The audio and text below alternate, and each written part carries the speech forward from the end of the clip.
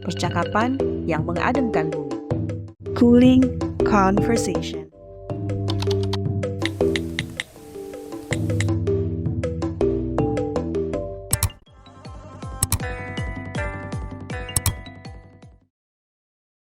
Malam Bang Jaka. Malam Kak Vidya. Iya, terima Apa kasih. kabar nih? Baik-baik saja. Bagaimana kabarnya di Padang? Padang berasap, Oh ya, dapat asap kiriman asap kiriman dari mana? dari Jambi, dari Palembang, dari Riau, Riau. dari Seminggu Subang belakangan sendiri. ini tambah parah atau sama aja kayak sebelum-sebelumnya?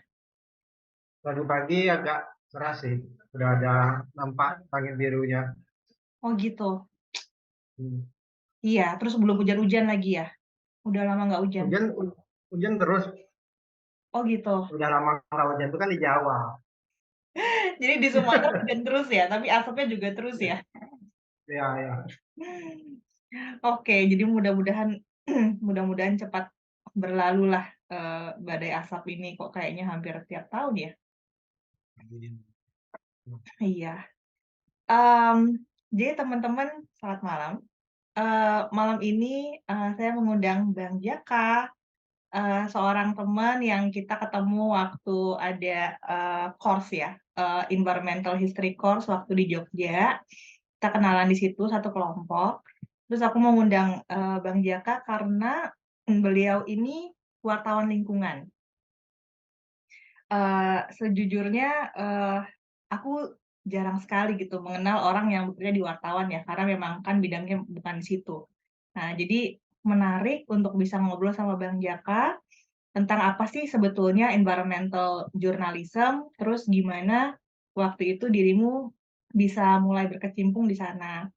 Jadi podcast ini kan kita mau sharing sama teman-teman tentang sustainability, tapi juga sekalian ingin sharing, perjalanan masing-masing individu itu seperti apa sih, dan kalau ada tips and tricks, masukan buat teman-teman yang juga mau berkarir di bagian sustainability dari berbagai macam bidang.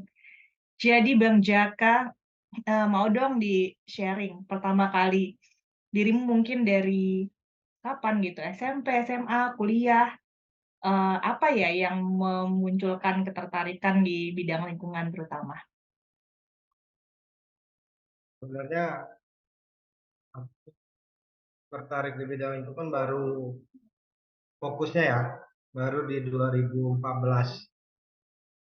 dan dan aku waktu itu baru masuk di Tribun Jambi, grupnya Tribun Jambi.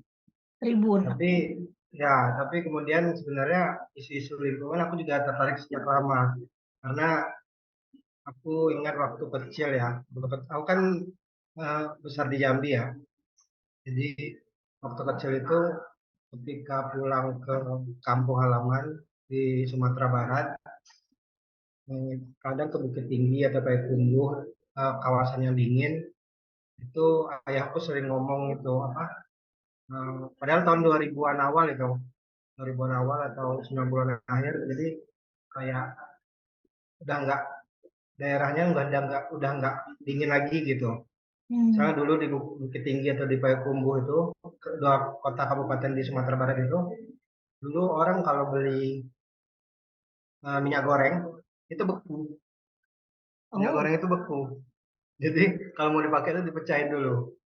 Nah, oke. terus, nah itu ingatanku ketika aku mulai menulis lingkungan 2014 itu, dan kemudian juga tahun 98 kebetulan adikku meninggal ya. Adikku meninggal, tapi aku ingat suasana waktu adikku meninggal itu berkabut, dan ternyata ketika ditelusuri itu peristiwanya sama dengan sekarang ini. Jadi kayak kebakaran Mmm, hutan dan lahan yang terbesar lah di medio 90-an itu. iya. Nah, jadi kemudian aku kebetulan waktu 2009 aku ikut lembaga pers mahasiswa waktu kuliah. Ini ketertarikannya terhadap lingkungan dulu atau jurnalisnya? Terserah, boleh dua-duanya. Terserah. Kayak apa, itu ketertarikanku dalam soal lingkungan hidup ya, dan kemudian aku mulai menulis soal kabut asap, soal apa namanya, soal satwa, soal tumbuh-tumbuhan gitu. Bukan wawancara tumbuhan tapi ya. Itu waktu kuliah berarti ya? Enggak, itu waktu udah kerja. Oh, Nah, udah waktu kerja. kuliah tuh aku menemukan alasan kenapa aku jadi jurnalis. Maksudnya menemukan ketertarikan jadi jurnalis itu pas kuliah. Ya, tahun ketiga kuliah itu aku masuk mendaftarkan diri ke apa, lembaga pers mahasiswa waktu itu di Universitas Negeri Yogyakarta, namanya Ekspresi. Hmm. Nah, jadi di situ selama 3 tahun itu kami berproses jadi apa namanya, jadi jurnalis kampus lah gitu ya, Hmm. berlatih diskusi terus-terusan, dan kemudian eh, apa namanya, dan aku malah dulu sempat apa, nggak soal lingkungan tuh nggak ngeh gitu. Jadi kayak ada orang bikin diskusi soal orang hutan tuh, aku bilang apaan sih ngurusin satwa, manusia aja nggak diurus ya. Aku bilang Hmm. waktu itu. Boro-boro itu. Iya, iya. Tapi kemudian semakin kesini aku semakin apa, ketika mulai mendalami soal lingkungan ini ternyata eh, semua berkaitan gitu, semua Hmm. berkaitan, dan di situ aku menemukan keasikan dalam jurnalisme lingkungan ini. Jadi kayak ya ada hal yang baru lah yang didapat, gak cuma peristiwa-peristiwa gitu. Hmm. Jadi emang apa sih bedanya antara jurnalisme lingkungan dengan jurnalisme yang biasa? Lebih ke temanya aja sih kayaknya. Jadi Iya, kayak tapi kan dirimu bilang ada hmm, ketertarikan yang bikin beda, mungkin ya asiknya bikin beda gitu. ya, ya. Oh, kalau misalnya jurnalisme yang biasa ya, ya kita yang konvensional itu kan seringkali mengejar berita-berita yang peristiwa gitu, atau Mhm. picture-picture yang kadang ya saat itu aja, dan kadang cuma menyentuh apa aja, menyentuh apa, sanubari gitu, menyentuh perasaan gitu, bikin picture gitu kan, atau Heeh. berita-berita kriminal yang peristiwa gitu aja. Nah, Mhm. dalam dalam jurnalisme lingkungan ini kan multidisiplin ya, multidisiplin, Oke. dan aku menemukan keasikan ketika dapat pengetahuan-pengetahuan baru ketika mendalami suatu isu gitu. Kayak misalnya uh, tahun 2019 atau tahun berapa, aku ngeliput soal demam berdarah. Demam Oke. berdarah itu kan tinggi kan Mhm. tuh. Nah, jadi aku ngeliat pas 2015 sama 2019 tuh demam berdarah tuh naik. Ternyata Mhm. gara-gara suhunya naik. Nah, ini kan soal perubahan iklim kan, aku lihat kan. Jadi Gara-gara aku suhunya naik. ya, jadi Oke. ternyata aku cari tahu 10 tahun terakhir kenaikan suhu sama apa namanya, sama angka kasus demam berdarah. Nah, itu ternyata sejalan grafiknya. Oh gitu. Meningkat. Korelasinya linear. Ya, ya, ya. Wow. Dan dan itu termasuk misalnya ketika di Kerinci, Kerinci kabupaten, dari salah satu kabupaten di Jambi itu kan ada Kerinci, dan itu wilayahnya di pegunungan dan termasuk dingin. Heeh. Nah, tapi di Kerinci itu pegunungannya udah mulai gundul. Nah, itu juga bapakku waktu kecil sering ngomong di Kerinci itu udah mulai nggak dingin lagi. Baru 2012, 2013 tercatat angka kasus demam berdarah. Ketika Mmm. di situ udah mulai nggak dingin, nggak begitu dingin lagi. Mmm. Jadi Tapi tadi masih kan dingin dirimu sih. bilang multidisiplinary ya? Ya, ya, ya, Dari berarti ini isu kesehatan ternyata nyambungnya ke climate change. ya, ya.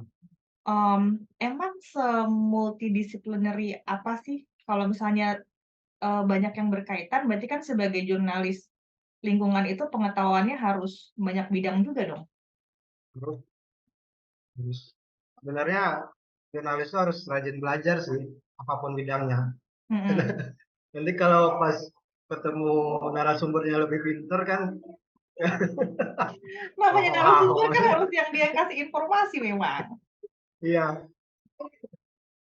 bingung kan. Tapi harus ini ya, sama narasumber harus kayak bisa tajam, Ya, menanyakan pertanyaan-pertanyaan yang tepat gitu ya?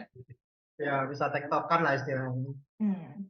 Tuh berasa kadang-kadang ketika menemukan kasus-kasus yang atau bukan kasus sih atau cerita-cerita soal yang kaitannya dengan biologi Mhm, atau pertanian gitu atau kehutanan mhm, yang awal-awal meliput soal lingkungan ada satu kejadian soal konflik agraria di Jambi mhm. dan waktu itu wawancara ke salah satu NGO di Jambi waktu itu pulang dari itu kan konferensi pers tuh pulang dari situ pusing kepalaku karena Kenapa? terlalu terlalu banyak apa namanya terlalu banyak singkatan dalam Oh, dalam soal-soal kehutanan kan terlalu banyak singkatan ya kayak APH, mhm, AR hutan lindung itu mhm. tuh kayak zaman Orde Baru.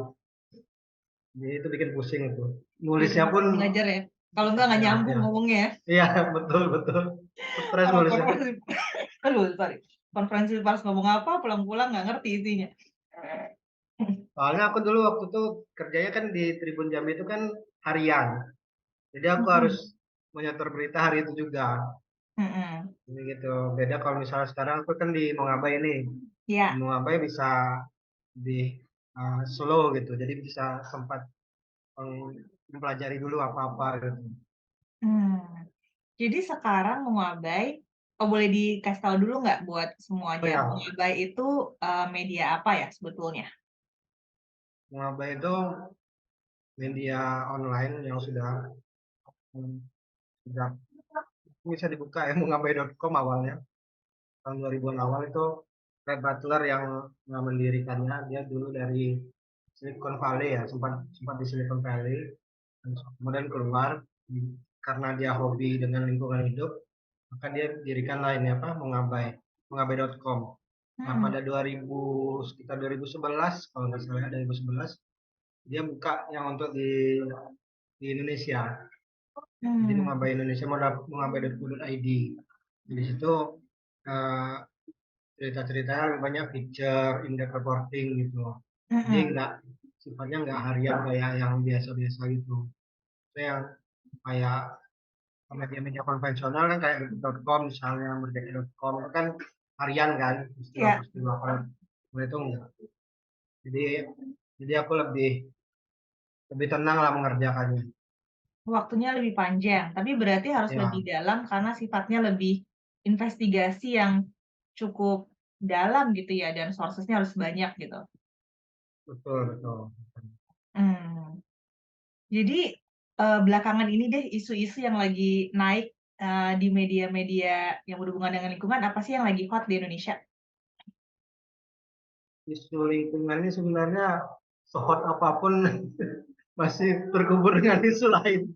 Kayak misalnya sekarang nih ya, Hmm, sekarang ini kan isu-isu ruang itu kan lagi banyak nih, isu-isu adilan agraria, oke. perubahan iklim, transisi energi gitu kan.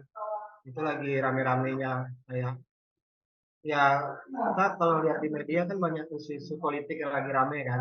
Ya, Padahal karena banyak tahun isu depan. ya yang anaknya presiden itu kan. Ya. Jadi ya itu sebenarnya lagi ya kayak Rempang kemarin itu masuk ke isu lingkungan juga cuma lebih ke Rempang apa ya? manusia Nggak tahu. yang kasus Rempang yang di Riau itu Pulau Riau Heeh. yang dia yang ada proyek strategis nasional jadi satu satu pulau itu diusir gitu Oh, oke. itu kasus yang di ya kayak kasus di Wadas itulah atau Mhm. kasus-kasus kalau di Jawa ya. Ya, Jadi sekarang kan yang lagi masuk informasi apa beritanya itu soal proyek strategis nasional, di mana itu oke. kayak jalan tol, di Sumatera Barat itu ada jalan tol juga itu protes karena membelah ruang hidup masyarakat gitu. Ya.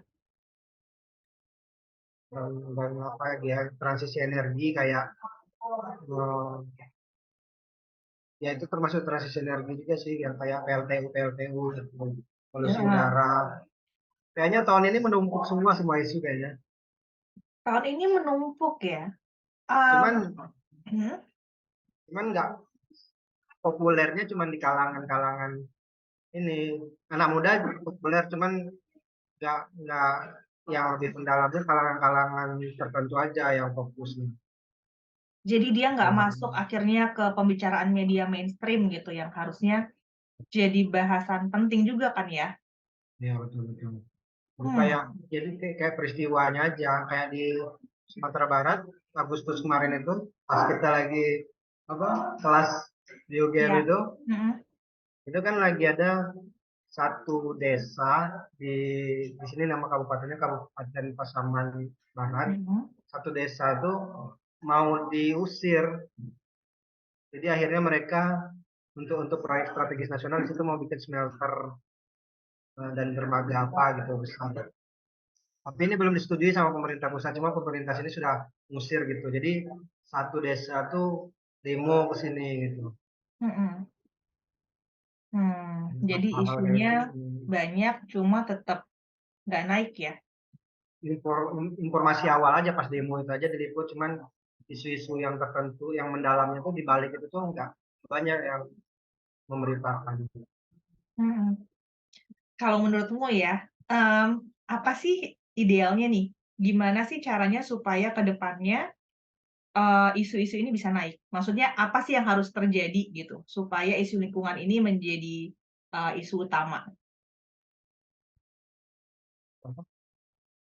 Dengan kondisi gitu, dengan kondisi kita kayak ini susah ya. Tapi nah, dengan situasi yang sekarang, aku rasa perlu kayak diseminasi ya, penyebaran informasi tentang lingkungan hidup itu lebih mudah dan lebih mendalam. Jadi nggak cuma event-event aja. Jadi semakin banyak informasi yang mendalam itu, kurasa semakin banyak yang aware. Soalnya kan kalau untuk isu krisis iklim kan sekarang anak muda udah banyak nih yang aware kan.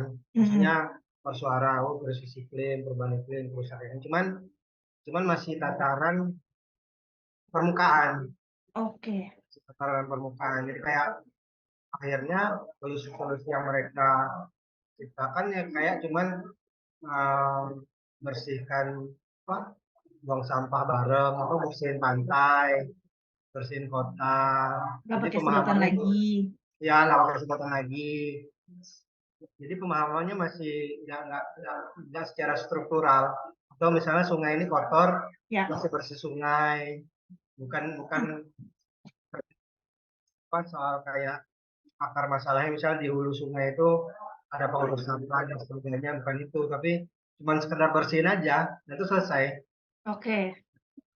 Dan ketika pembicaraan ini banyak, aku rasa isu itu bakal mudah naik ke atas ke permukaan.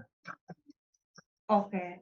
Jadi dengan melakukan feature yang cukup dalam, sebetulnya harapan dirimu, isu-isu ini nggak di permukaan aja gitu ya? Jadi ketika orang itu aware, sebetulnya ada nih, reason-reason yang lebih dalam, yang lebih struktural, yang harusnya solusi itu berangkatnya dari situ.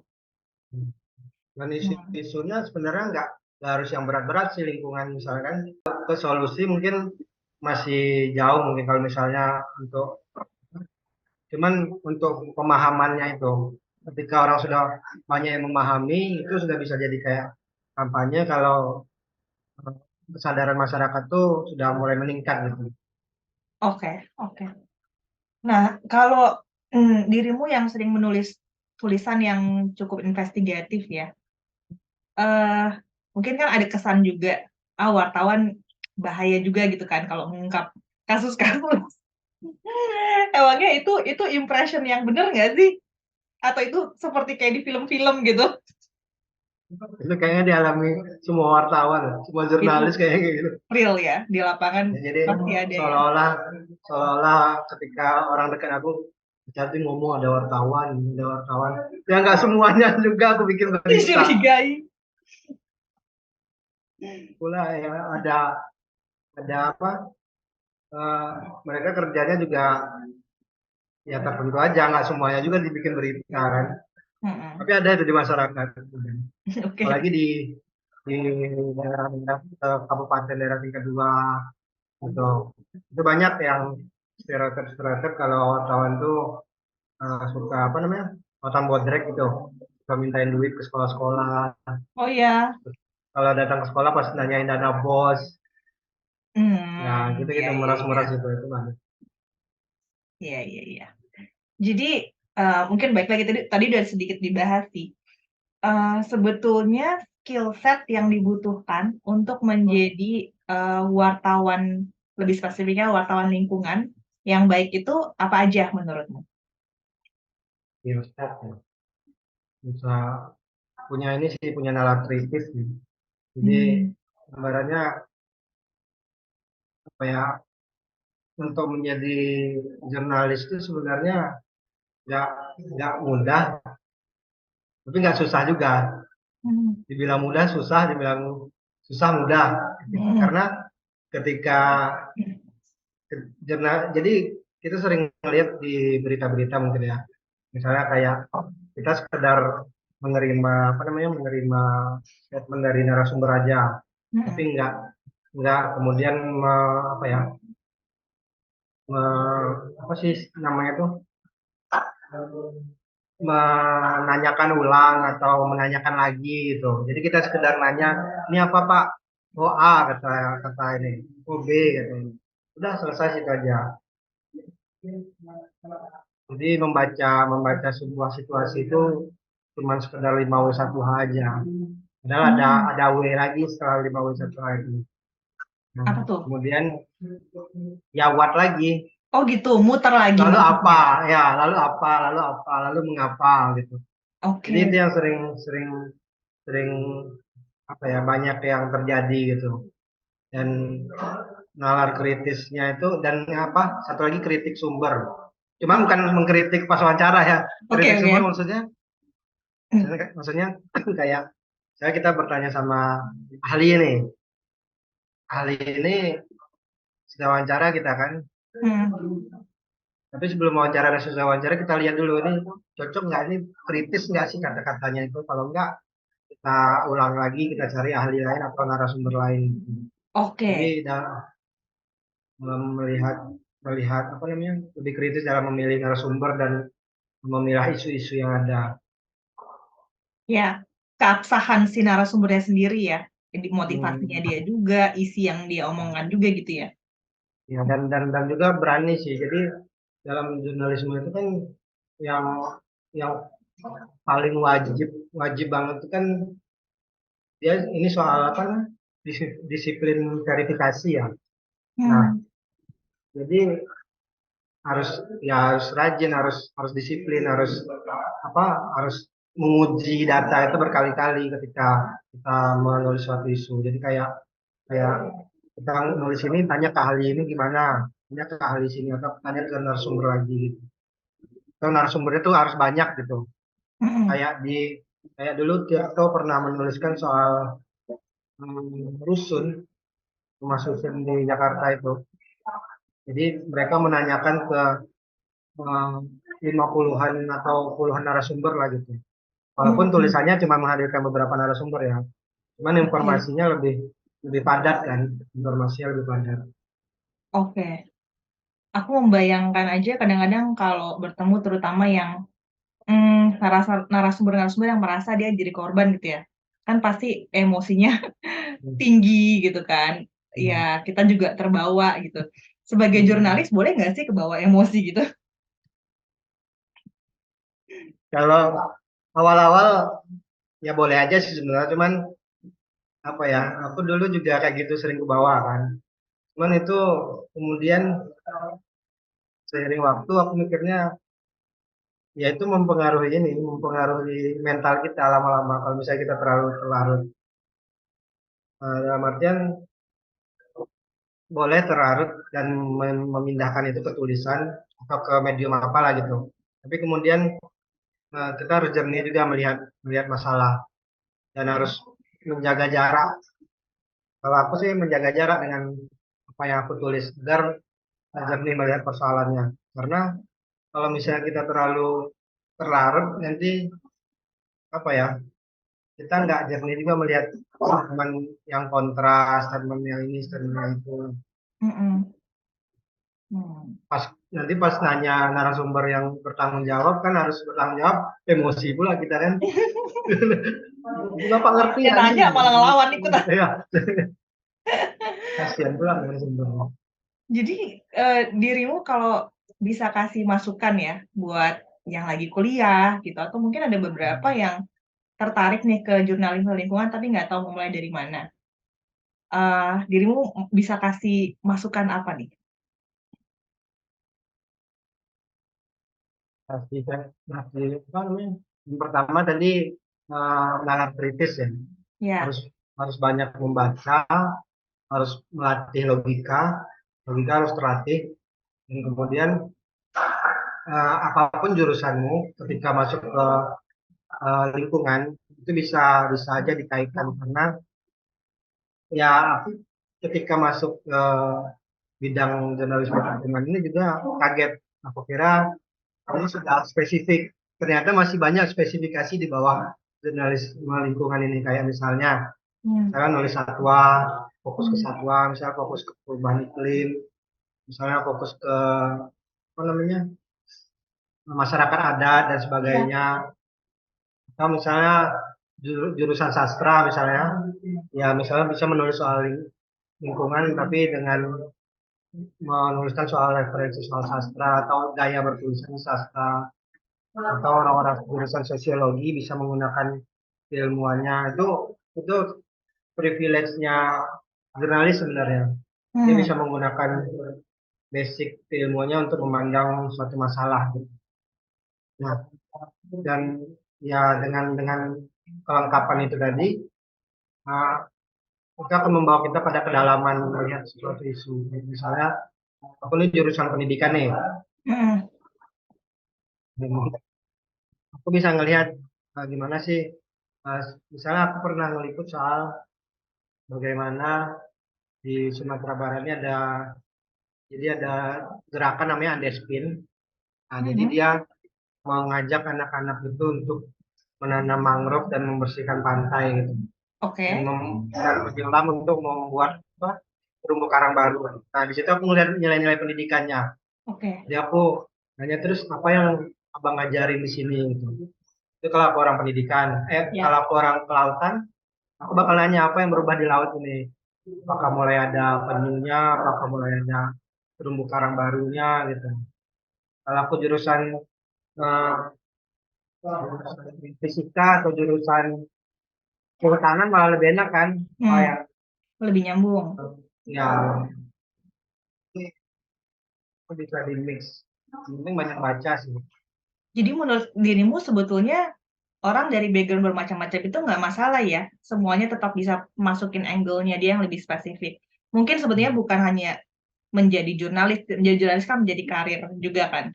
Tapi, orang yang ingin membagikan pemikirannya dia atau ingin terlibat di sustainability, lingkungan atau sosial, sebenarnya semua jurusan bisa kepakai gitu ya, Bisa, bisa, bisa banget. asal interest-nya tinggi, rajin baca tadi ya. Oke, Bang Jaka buat bagian yang terakhir, boleh nggak share sama kita beberapa resources yang teman-teman bisa ikutin, buku atau film atau yang lain-lainnya? Oke, jadi ada dua kebagian mungkin ada banyak sebenarnya, tapi kemudian uh, mungkin yang aku rekomendasikan adalah kayak bukunya Rachel Carson yang Silent Spring. Mhm. Itu salah satu buku yang tahun 70-an apa ya terbitnya. Jadi dia orang eksak sebenarnya. Orang eksak, jadi dia menulis soal uh, Silent Spring ini soal bagaimana dia mengurai permasalahan yang muncul dari pestisida di US apa misalnya. Jadi Mhm. dia bahas pestisida dan dampak-dampaknya ke lingkungan, bagaimana burung-burung di situ terdampak, manusia di situ terdampak, dan dari mana sih asal mula bahan pestisida ini gitu. Dan Mhm. itu membuat heboh apa namanya para pemerhati lingkungan. Itu salah satu yang mendorong bangunnya pembicaraan soal lingkungan. Terus Mhm. ada satu lagi, aku lupa judulnya, itu ada bisakah pohon membela diri di pengadilan gitu. Itu bisa dicari mungkin. Itu Iya. soal hukum, tapi itu soal hukum. Nah, terus soal ada Walden judulnya, Walden. Itu dari Henry David Thoreau. Oke. Itu lebih reflektif sih. Tapi sebenarnya banyak lagi, ada Vandana Shiva, David Wallace. Dan yang lagi aku baca mungkin The Sixth Extinction atau Kepunahan ke-6. Oke. Itu bukunya Elizabeth Colbert. Belibet itu New York Times bestselling. Itu sudah ada terjemahannya di Gramedia. Oke. Kalau untuk yang ringan-ringannya mungkin bisa kayak untuk pengantar kayak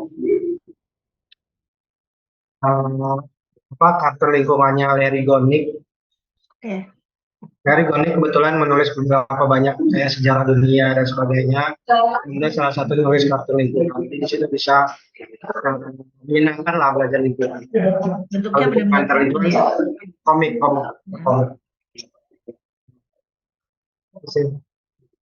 Nah, kalau film-film kayak petualangan Serina pertama itu juga seru sih. Itu bahas soal konflik lahan, tapi kan itu nggak ini ya, nggak eksplisit kan. Terus juga Wall-E kartun Wall-E ya. itu juga ya Wall-E. Kalau satu lama sih. Tapi ada juga dokumenter-dokumenter yang serius kayak Rotten.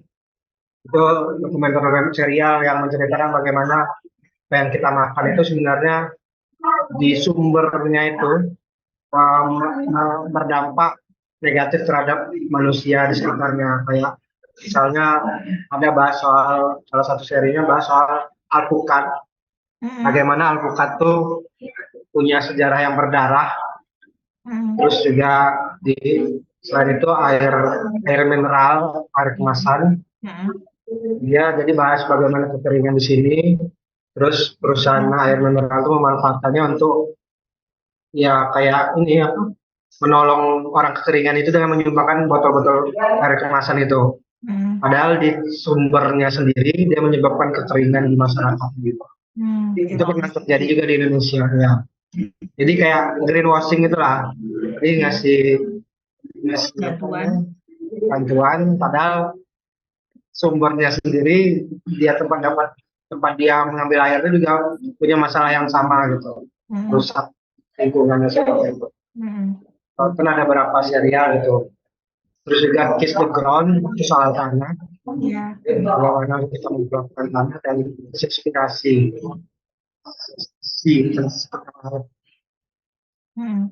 Jadi beberapa yang disebutin tadi aku pernah lihat ada di Netflix ya. Rotten ada, Kiss the Ground ada. Sorry. Banyak sih sebenarnya di Netflix serial-serial kayak gitu yang jadi mengungkap sejarah-sejarah datangnya makanan kita gitu ya, yang kita nggak pernah pikirin. Terima kasih Bang Jaka udah share banyak dengan kita, mungkin dunia yang tidak banyak orang tahu, dunia yang nggak banyak orang dalamin dan jalanin juga. Terima kasih udah membuka mata dan wacana di area ini. Semoga teman-teman yang dengerin juga bisa dapat insight-insight baru, bisa ikuti jejak Bang Jaka bagi yang tertarik ya kan. Nanti bisa menghubungi Bang Jaka kalau mau tahu tips insight yang lainnya untuk jadi jurnalis lingkungan. Thank you Bang Jaka, good luck buat tulisannya, follow, subscribe. Nanti kita ini ya, kita cantumin juga beberapa artikelnya Bang Jaka buat teman-teman baca. Juga Kak Dia. Thank you, sehat-sehat di Padang.